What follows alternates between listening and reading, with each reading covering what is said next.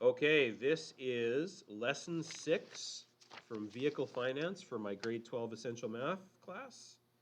And we are going to be talking about buying a used vehicle. Can everybody turn to lesson 6? This is more complicated than buying a new vehicle. There's way more stuff that you have to remember. And by remember, I'm going to tell you right now, we give you some notes here. There's a little chart at the bottom of the page that we give you on the next test. So it just comes down to, can you use this chart? All right, there's also some new ideas we have to talk about.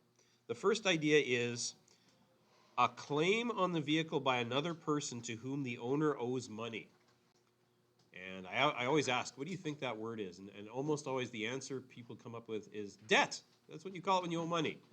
Well, when you actually owe a specific piece of property, then what you have on that piece of property is a lien. Oops, and I just spelled it wrong. It's the I before E except after C, or when you're spelling caffeine. There. It's called a lien. When I buy a used car from somebody, how do I know they don't owe money on it? How do I know they've already paid it off? How do I know they didn't use it as collateral for another loan and then somebody's going to come, the guy defaults on his loan, somebody's going to come looking to collect that car he just sold me. So when you buy a used vehicle, it is your responsibility to find out if that vehicle can be sold legally, if there's a lien on it, if it was used as collateral for a loan at a bank, or if they weren't done making payments on it, it actually can't be sold legally. You would have to actually take over their payments, and that involves getting the bank that they have their loan involved with. Thoughts? So, once you take the car, right? Yeah. You buy it and you find out later that Okay. So the question is, so you buy a car from somebody and then you find out later that there was a lien on it. That could be your problem because it's your responsibility before you buy it from them to do a lien search. Lien searches cost money. so it wouldn't affect the other person that sold. Well, it could, yeah, because actually technically the question was, does it affect the person who sold it to you? Yeah, it does, because again, it's against the law to sell something you don't own. Right? That's like stealing. I'll steal something and sell it to you. It's called fencing. It's against the law. If I sell you my car when I haven't got it paid off, technically I don't own the car. I might own part of the car. I have some equity in the car, but the bank owns it too. So, nope, you can't do that. Anyway, I was going to show you that I looked up vehicle lien searches here in Manitoba, and I see a couple numbers. $30 is one number, $27 is another. In our notes, in our assignments, we're going to stick with 26 because that used to be the number a few years ago. And I think you can still get a lien search for 26 bucks. There are different companies that offer it for you. But a vehicle information number search to make sure that it's not owed in a loan of some sort, that does cost you, we're going to say 26 bucks.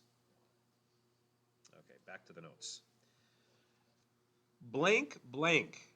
Value of a used vehicle determined by the year, make, and model of the vehicle and the number of kilometers on it.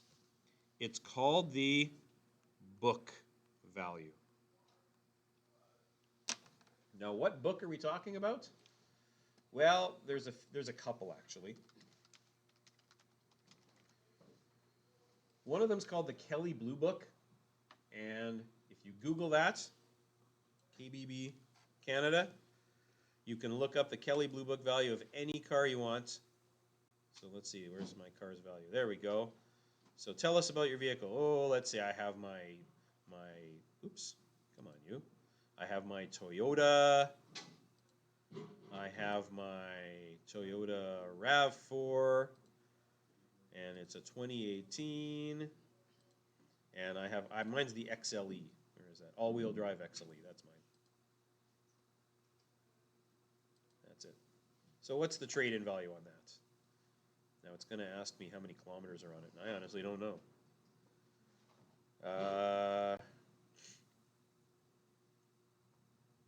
Kilometers. Okay, actually, I don't even have that many on it yet. I think I'm only at about 75, I think. Ah! That's not what I was trying to do. Could you imagine a car that's only 5 years old that has 300,000 kilometers on it? What are you, driving around the earth? No, that's not right. There we go. and in good condition, and there we go. There we go, trade-in range, and there you go. You get a range of what the Blue Book value is. So trade-in value of the Blue Book is saying $22,114. So that's what my vehicle's worth right now for trade-in if I were to take it in and trade it in. Or that's how much I would price it at if I was trying to sell it. I'd pick that value. Okay? So that's the Kelly Blue Book. Are there other books that track the value of used vehicles? Yep, but I think this is the main one. This is the industry standard right here. Okay, so I'll just go back to home, and I'll get that out of here.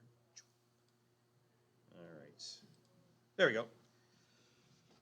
Since a new vehicle depreciates greatly in its first year, many people prefer to buy a used vehicle. And again, not a bad idea to remember the 5-year rule that we saw in that video we watched last week.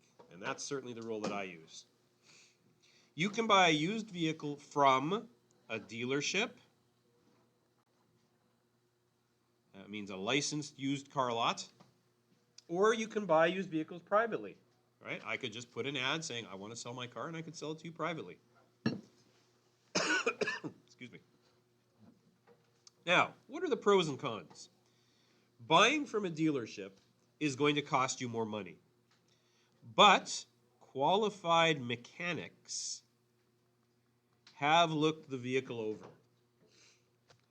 Drawback, you have to pay GST and PST on that used vehicle. Now, when you buy privately, you will want to have the car checked over by a mechanic yourself.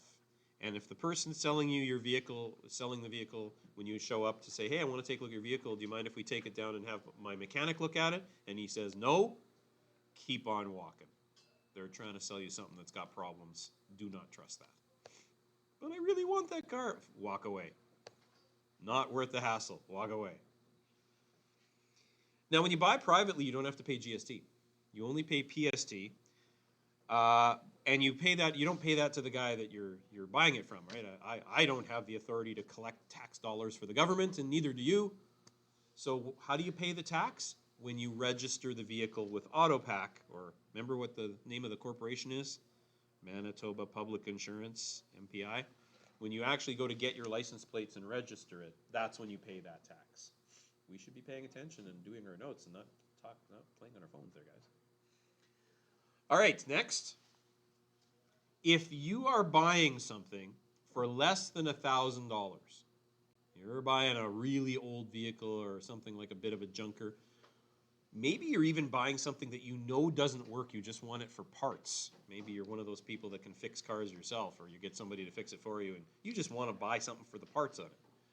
If it's less than $1,000, you just calculate the PST on the purchase price. And actually, if you're buying it just for parts, you wouldn't register it until it's finally ready to be put on the road, so you probably wouldn't even pay that. So if it's an old junker for less than $1,000, you're paying PST on whatever that price was. But if it's more than $1,000, now you calculate the PST based on whatever's higher, the book value or the purchase price. So that's where this gets a little complicated. We have to compare which number it is that we do the taxes on. Now, when you're buying a used vehicle, there is more onus on you. Do you know what the word onus means? It means there's more responsibility. That word kind of means responsibility on you. To do your due diligence, that means to investigate, to make sure that you are not ending up with a lemon.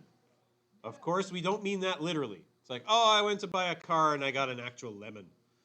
Lemon is a slang, a colloquialism, I think is the right thing. I don't teach English. And that just means that you have a bad vehicle that's going to break down a lot and not be very good. They have lemon races? So somebody in class is mentioning that there are such things as lemon races, where people just bring their cars and race them knowing that they're pieces of garbage. Oh yeah, that's smash-up derbies we used to call those, yeah. Stock car smash-up derbies, yeah, those sound fun.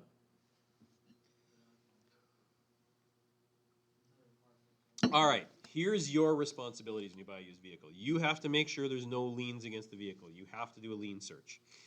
Make a written contract. Just take out a piece of paper and say, I am selling this vehicle, and write down what you know about it, and then have them sign it saying, I agree to the terms of this sale, this condition.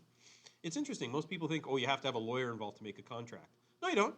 All you need is a piece of paper that two people sign, and that's witnessed by somebody who's not part of the transaction, and that's it. That's a legal document. People don't look, lawyers don't like people to know this, but you don't need them very often. You do not need, you need lawyers to do things like buy a house, settle an estate, but to make a will that's legal, no. You can get a lawyer to check it over later. And for selling things like cars, even houses, right? There was no real estate person in the small town I bought my first house. We sat down and wrote out the contract on a piece of paper. That's the way it goes. Okay, so a written contract can be something you just write out. Actually, you can download templates from online too. Check for dents and other damages. Check the mileage, right? Remember that's the odometer. That tells you how many kilometers are on the vehicle. Check the condition of the tires. Ask if you can take a test drive. Again, if they say no, you can't, we don't want to go for a test drive, then you'd say, no thanks, then I'll buy something else. I will not buy from you if you won't let me try it. And then get advice by reading through consumer buyer guides, right? Go to Auto Trader, go to carguru.ca, go to the Kelly Blue Book, and see if this car you're buying really is worth how much they're asking you for it. And when in doubt, walk away, right? Our theme for last unit was banks are not your friends. People trying to sell you used cars are even less your friends. Now, here's the chart. When I'm buying a new vehicle, I pay PST and GST. When I'm buying used from a dealership, I pay PST and GST. When I'm buying used from a private sale, not a dealership, PST calculated on whatever's bigger, the book value or the purchase price, but there's no GST. If I have to have my vehicle safetied, what does that mean, a safety? That means a licensed mechanic at a licensed garage checks to see that it would pass a government safety inspection. Now, how often does the government actually do safety inspections? Almost never. They've pretty much privatized this so that it's the mechanics who do it. But mechanics will not mess around. These guys know that if they were to pass something on a safety and it was dangerous and it shouldn't have been passed, and somebody were to get injured or killed in that vehicle because of because of whatever problem that was not safe, they will lose their license and go to jail. So mechanics take this pretty seriously. Now, when you actually have to pay for a safety inspection, you don't pay PST, you only pay GST. So we have to remember that. Now, if you take it in for a safety, or even before the safety, you just take it into your mechanic to get it looked at. It's like, hey, mechanic, I'm thinking about buying this vehicle. Can you tell me if there's anything wrong with it? And the mechanic is going to charge you for just looking at it. And then he's going to say, okay, it needs this, this, and this, or it won't pass safety. You pay PST and GST on material and labor. Lien searches have no tax because you're going to the government. It's a government office that keeps track of this thing. All right, let's do some calculating. A vehicle is resold for $750. That's a good cheap car. I'm sure my first car was probably only about $750. As a book value of $1,100, which value is the PST calculated on? Look back at the notes. What does it say? It says, if it's less than 1,000, you just calculate on the purchase price. So you would just calculate on the $750. What would the PST be on that vehicle? 7% of $750, which is $52.20. All right, now let's do a tougher example. Gordon lives in Flin Flon. Flin Flon's a nice little town. I like Flin Flon. I've been there a few times. Gordon lives in Flin Flon, Manitoba. He wants to buy a used car from a private owner who is asking $1,995. He needs to do a lien search, which will cost $26. He is not a mechanic. He decides to have a $30 test done. The mechanic tells him that the car needs some, change that to some, engine work that will cost $650.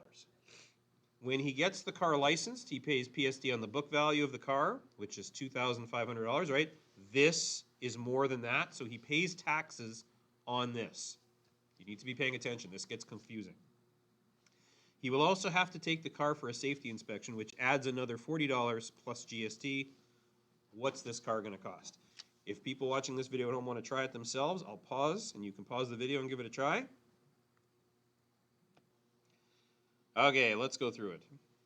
So, Gordon has to pay the price of the car, right? So that's the price of the car. Now, he doesn't pay tax on that number. He pays taxes on this number. Why? Why would you pay tax on something that you didn't buy? Because, according to the rules, you pay PST on whichever is bigger, the book value or the purchase price. So, it says in this question that the book value is $2,500, which is more than the purchase price. So we are paying GST or PST, which is 7% of $2,500. A common mistake people make is they'll say 1.07. Well, no. You're not paying $2,500. You're paying $1,995, but you're paying tax as if you had spent $2,500. So that's why it's 7% of 25. So that takes care of tax on, or I'll say PST tax on book value. Okay, next. Lien search. So that's the lien search number. Lien search. And is there tax on a lien search? No. Then he pays $30 to the mechanic to have a test done, and then $650 to get some work done. Why don't I just combine those? 30 plus 650. And then when you pay a mechanic, you pay both taxes. So this is mechanic bill with PST and GST. And then finally, we have one more thing we got to pay. We have to pay the safety cost, the safety inspection. Once they do all the work, it's still got to pass safety. So it's $40, but you only pay GST. So safety with GST. So there's the calculation. Price, tax, lien search, mechanic bill plus tax, safety plus tax. And this is a scientific calculator I got. I do not calculate all these numbers separately and add them up. I'm just going to do it all as one big calculation. So let's try that. Bring up the calculator. Come on, there you are. Erase, erase, erase. So it is 1995 plus 0.07 times 2,500 plus 26 plus, and then I'm actually going to open a bracket and add those two numbers, 30 plus, I can't see them, I got to move the calculator over, plus 650, close the bracket, times 1.12 plus 40 times 1.05 equals $2,999.60. Did anybody else get that number? There's people going, oh, I'm off by a little bit. Did you forget that this one here only has GST? Did you forget that this one has both PST? Did you accidentally put tax on this one? Did you accidentally put one here thinking, oh, I pay this and the tax? No, I don't. I just pay tax on that number. There's a lot of places you can goof these up. They take practice and they take careful reading. So there we go. There's example 2. Let's do one more. Once again, now that you've seen me do one, why don't you try it yourself? So again, I'll pause the video and let people try it. So the next example is again, Rhonda is again buying from a private owner, not a dealership. So again, we got to use that chart. And there's all of the things she's buying. So give this question a try. We'll be back in a sec. All right, here's how we're going to get this number. Here's how I do this. Ready? I start by writing down how much I'm actually paying. $2,995. I ask myself, I say, self, is that more or less than the book value? It's less. So I don't pay tax on this number. I pay tax and tax only, PST, on the book number. All right, next, I pay both taxes on my test, my service test, and how much the repairs are. So I might as well add those together. 30 plus 875, and I pay both taxes on that. I don't pay taxes on the lien search, and on the safety inspection, I pay just GST. And when I run that through the calculator, I will get, let's try it, on, clear, on, there we go, 2,995 plus 0.07 times 3,500 plus, I'm going to open a bracket to do this add, 30 plus 875, close brackets, times that by 1.12 plus 26 plus 40 times 1.05. Answer, $4,321. And I'm going to do this.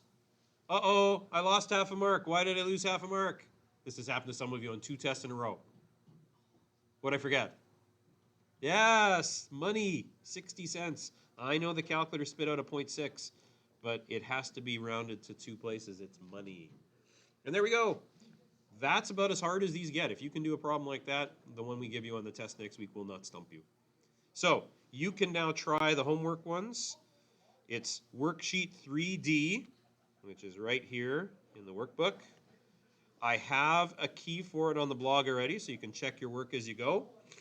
And I'll end the video there.